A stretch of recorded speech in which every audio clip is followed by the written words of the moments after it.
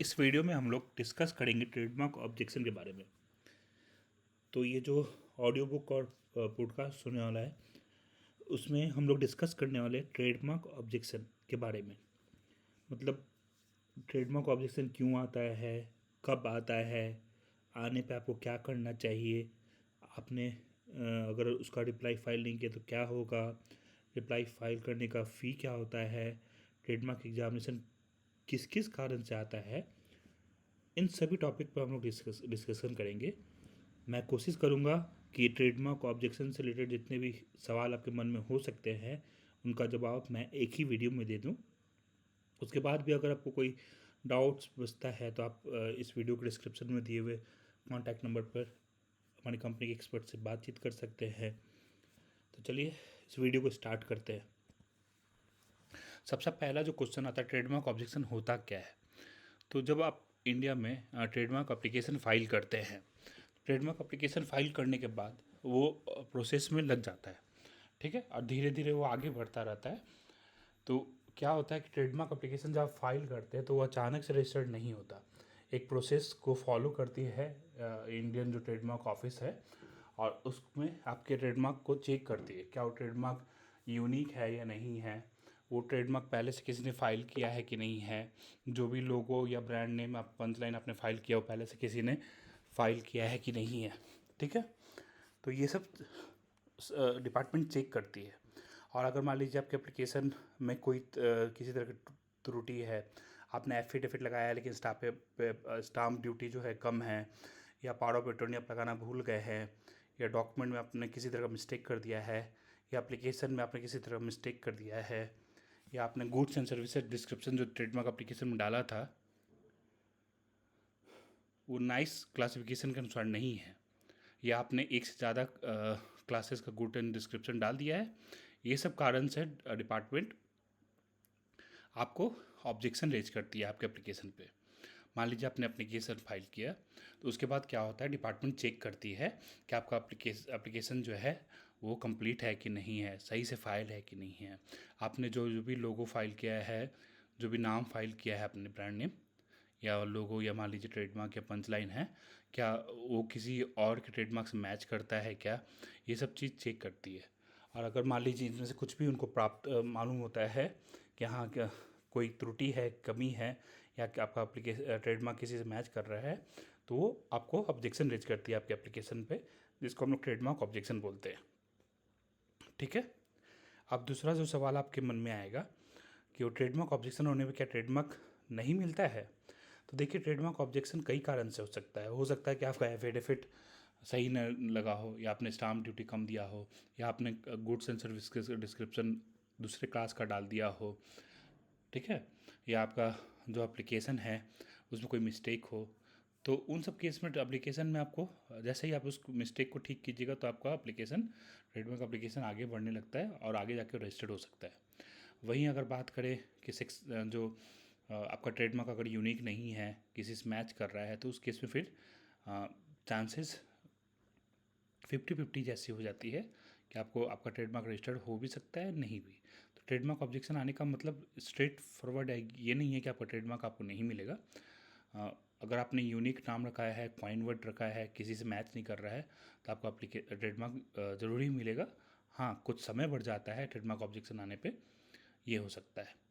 तीसरा सवाल है कि ट्रेडमार्क ऑब्जेक्शन किस किस ग्राउंड पे आता है। तो देखिए, ट्रेडमार्क ऑब्जेक्शन जनरली 3 कारण से आता है। एक तो आपका अगर आपका ट्रेडमार्क जो है आपने फाइल किया है वो यूनिक नहीं है, ठीक है, तो ये पहला कारण है जिसको हम लोग सेक्शन 9 का ऑब्जेक्शन बोलते हैं। फिर दूसरा है अगर आपका ट्रेडमार्क किसी और के ट्रेडमार्क से मैच कर रहा है तो उसको हम लोग सेक्शन 11 का ऑब्जेक्शन बोलते हैं। तीसरा है अदर कारण। अदर कारण मतलब जैसे डिपार्टमेंट को लगा कि आपका एफिडेविट का स्टाम्प ड्यूटी कम है, आपने गुड्स एंड सर्विसेज का डिस्क्रिप्शन कुछ ज़्यादा ही लिख दिया है, या आपके एप्लीकेशन में कुछ त्रुटि है जिसको आपको करेक्ट करना है, तो उसको हम लोग TMM का ऑब्जेक्शन बोलते हैं, क्योंकि इसको ठीक करने के लिए आपको TMM फॉर्म फाइल करना होता है, ठीक है। तो ये 3 कारण से डिपार्टमेंट आपके एप्लीकेशन पे, ट्रेडमार्क एप्लीकेशन पे ऑब्जेक्शन रेज करती है। सेक्शन 9 की बात करूँ तो मान लीजिए आपने ऐसा ट्रेडमार्क रखा है जो यूनिक नहीं है, कॉमन वर्ड है, जैसे super fast, fast food, super food, ये सब क्या है, कॉमन बोलने वाले वर्ड्स हैं। और कुछ ऐसे वर्ड्स हैं जो जैसे सुपर, फास्ट, ये सब ना क्वालिटी दिखाता है, क्वांटिटी दिखाता है, कैरेक्टरिस्टिक्स दिखाता है, गुण दिखाता है।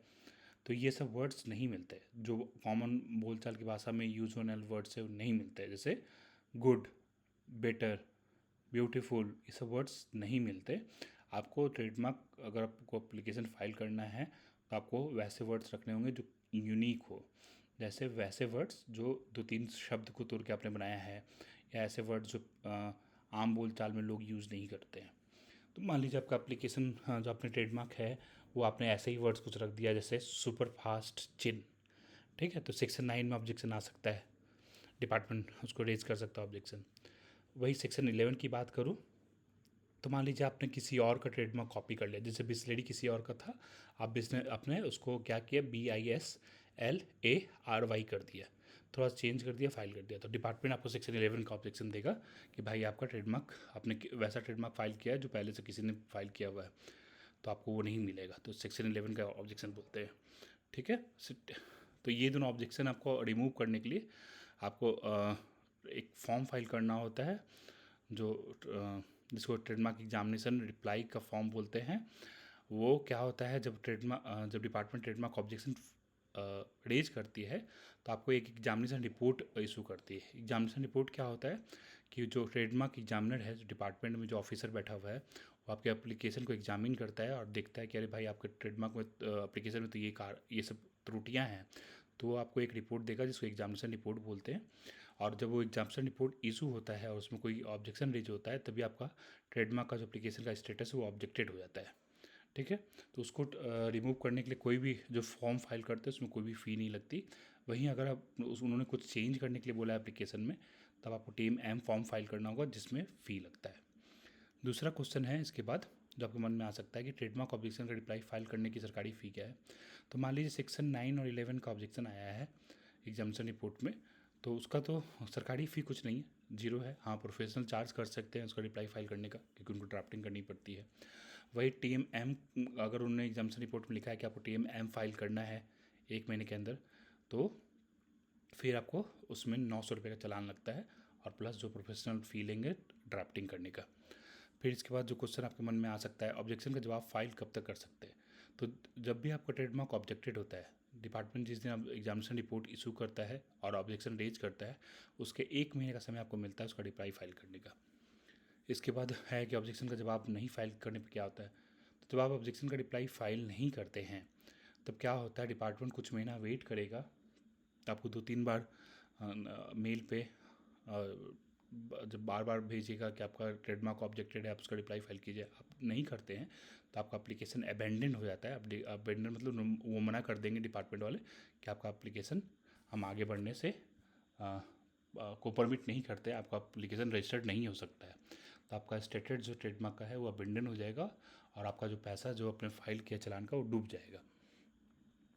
इसके अलावा एक और है कि ट्रेडमार्क ऑब्जेक्शन का जो रिप्लाई है वो क्या कोई स्टैंडर्ड फॉर्मेट है, तो नहीं, ऐसा नहीं है।